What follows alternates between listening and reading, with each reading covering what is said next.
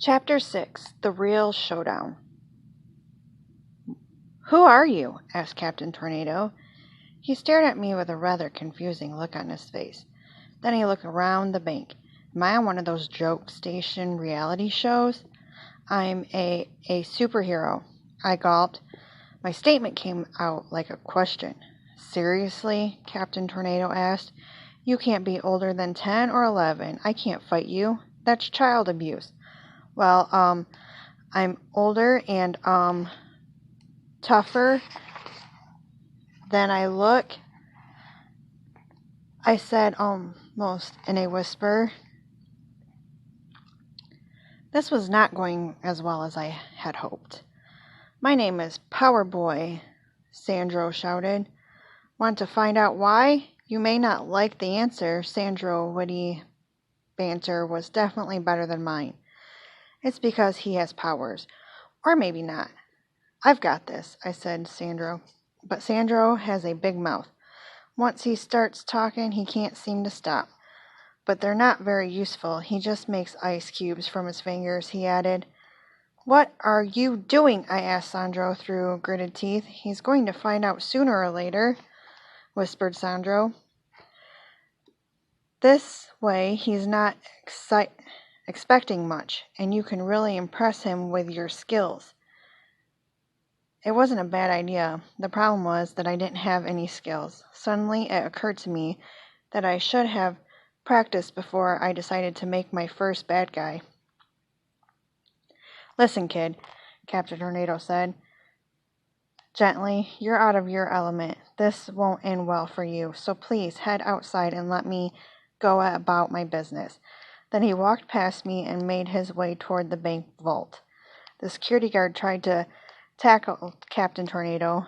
With a swoosh of the supervillain's fingers, two tornadoes picked up the security guard and tossed them into a garbage can. Captain Tornado strolled over to the bank vault. Then he used his power to suck the door open. He stopped and smiled at all the money.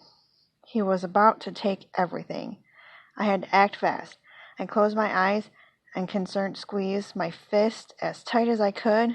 I could feel it getting colder and colder. "I can do this," I said to myself. "I can do this." Opening my hand, I aimed the Captain Tornado. A single ice cube shot right out of my finger and hit him in the forehead.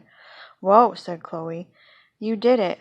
Sandro and Chloe gave each other a high five. They believed in me. But did I believe in myself? Captain Tornado just rubbed his forehead and said, "Hey, that almost hurt." "Good for you, kid. One day you might be really good at the hero stuff, but not today." I couldn't believe the supervillain was giving me a pep talk. "Okay, I've got work to do," he said.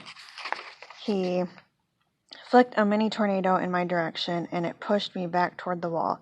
"Go home, kid. Do your homework, eat your veggies, and make something of yourself. Crime doesn't pay. Well, unless you rob banks."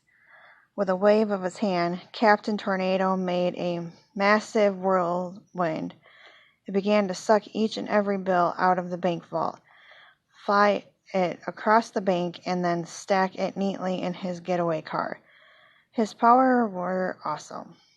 "Peter, do something," pleaded Chloe. "The money I made doing chores was